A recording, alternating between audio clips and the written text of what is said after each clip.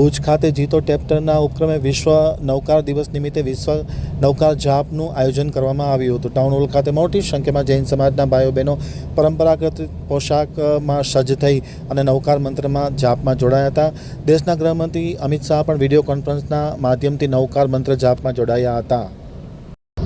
તારીખ 9મી એપ્રિલે સમગ્ર વિશ્વમાં નૌકાર મહામંત્ર દિવસ તરીકે ઉજવવામાં આવે છે। દરમિયાનમાં આજરોજ સવારે 8:30 કલાકે ભુજ જીતો ચેપ્ટર દ્વારા ટાઉન હોલ ખાતે નૌકાર સામૂહિક જપ સહિતનો વિશિષ્ટ કાર્યક્રમનું આયોજન કરવામાં આવ્યું હતું, જેમાં રાષ્ટ્રીય ગૃહમંત્રી અમિત શાહ પણ વિડીયો કોન્ફરન્સના માધ્યમથી આ વિશ્વ સામૂહિક નૌકાર મંત્ર જાપમાં જોડાયા હતા, જે આ કાર્યક્રમની વિશેષતા હતી। સવારે 8:30 કલાકે વિધિવત રીતે ભુજના ટાઉન હોલ ખાતે વિશ્વ નૌકાર સામૂહિક જાપનો કાર્યક્રમ શરૂ કરવામાં આવ્યો હતો। મોટી સંખ્યામાં જૈન સમાજના ભાઈઓ બહેનો ઉપસ્થિત હતા। તેમની ઉપસ્થિતિમાં આ સામૂહિક નૌકાર જાપનો કાર્યક્રમ શરૂ કરવામાં આવ્યો હતો।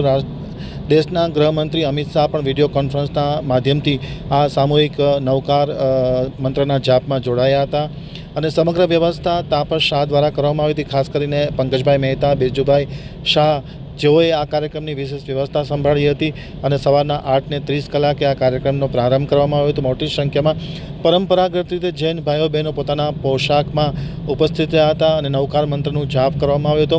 પંકજ મહેતાએ આમતક ટીવી સાથેની વાતચીતમાં માહિતી આપતા જણાવ્યું હતું કે સમગ્ર વિશ્વના કલ્યાણ માટે આજે તારીખ 9મી એપ્રિલ એટલે કે વિશ્વ નૌકાર મંત્ર જાપ દિવસ તરીકે ઉજવવામાં આવે છે અને ભુજ ખાતે આ કાર્યક્રમનું વિશેષ આયોજન કરવામાં આવ્યું હતું અને ખૂબ સુંદર આયોજન કરવામાં આવ્યું હતું।